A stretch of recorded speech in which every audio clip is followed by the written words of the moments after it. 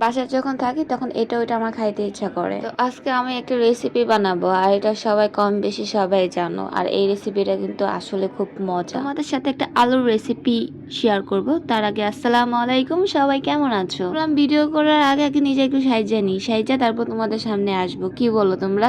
অনেকে অনেক ভাবে সাইজা আসে, বাট আমি নর্মাল ভাবে সাজতেছি। এখানে বেশি কিছু দিই নাই, জাস্ট মুখে একটু পাউডার দিছি, পাউডার দিয়ে এই তো মুখটা একটু পুরো ক্লিয়ার করে ফেললাম। এখন এই লিপস্টিকটা দিব, যেটা নাকি একদম হালকা কালার, আর এই কালারটা কিন্তু আমার আসলে ভালো লাগে।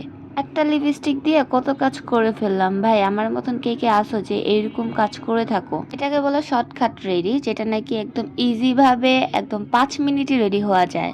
রেডি টেডি হয়ে এই তো এখন আমি আমার রেসিপি শুরু করব। তো চোখ রাখো আমার ভিডিওতে। এখানে আমি বড় বড় দুইটা আলু নিয়ে ফেলছি এবং তোমাদেরকে ঢং ঢং করে দেখাচ্ছি যে দুইটা আলু দিয়ে আমি একটা রেসিপি করব। আচ্ছা, এখানে দুইটা আলু না, কয়েকটা আলু ছিল। তো এখানে আলু সিদ্ধ দিয়ে দিচ্ছি, এখন আলুও সিদ্ধ হয়ে গেছে। আলুগুলা একটা একটা করে ছিলে নিব, আর আলুগুলা ছিলতে যায় আমার হাতের অবস্থা খারাপ হয়ে গেছে, কারণ অনেক গরম ছিল। যাই হোক, যেহেতু আমার খাইতে ইচ্ছে হয়েছে তো আমি আলু এখানে ছিলে ফেলছি। এখন সবগুলো আলু ছিলা শেষ, এখন এটাকে আমি ভর্তা করব। কিভাবে ভর্তা করতে হয় আমার কাছ থেকে তোমরা শিখে নাও। দেখো, চেটকে মেটকে ভর্তা করছি। এখানে ভালো মতন আলুটা ভর্তা করে নিতে হবে, একদম ম্যাশ করে নিতে হবে, দানা দানা কিন্তু করা যাবে না। তারপর দিব হলো শুকনা মরিচ, আর শুকনা মরিচ ছাড়া কিন্তু ভর্তাটা হবে না, আর আমার রেসিপিটাও হবে না। এখানে আরেকটু অ্যাড করেছিলাম গোলমরিচের গুঁড়া, যেটা নাকি আমি ভিডিওতে তোমাদেরকে দেখাই নাই। এই জন্য তোমাদেরকে আমি বলে দিছি এখানে একটু গোলমরিচের গুঁড়া অ্যাড করবা, আর লবণ অ্যাড করবা, আর এটা হলো কর্নফ্লাওয়ার। কর্নফ্লাওয়ারটা দিলে হবে কি, তোমাদের ভর্তাটা ছড়ায় যাবে না। যখন তোমরা এটা ভাজতে যাবা আলুটা, তখন কিন্তু এটা ছড়াবে না। এখানে আমার ভর্তা করা শেষ। এখন এটাকে আমি সুন্দর করে লাডির মতন বানিয়ে নিব।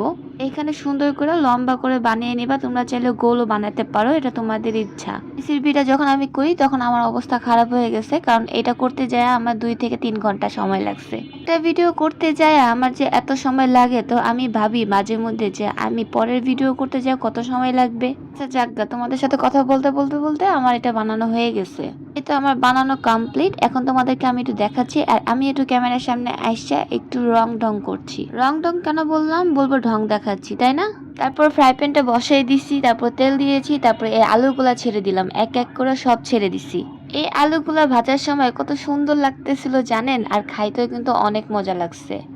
তোমরা একবার হলে এটা ট্রাই করবা, ট্রাই করে খেয়ে আমাকে কমেন্ট করে জানাবা। এই রেসিপি বলতে গেলে ভাইরাল রেসিপি, এটা সবাই করে থাকছে, আর আমি একটু লাস্টেই করি।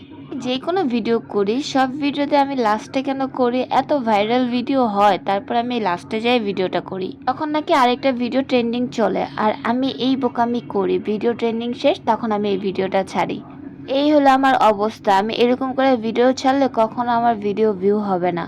তো আমার মতন বোকামি কেউ করো না। ভাইরাল ভিডিও আসলে তোমরা ভাইরাল ভিডিওগুলো ফলো করে ছেড়ে দিবা। আচ্ছা, এখানে আমার রেসিপিটা করা শেষ। এখন একটা একটা করে ভেঙে তোমাদেরকে দেখাবো।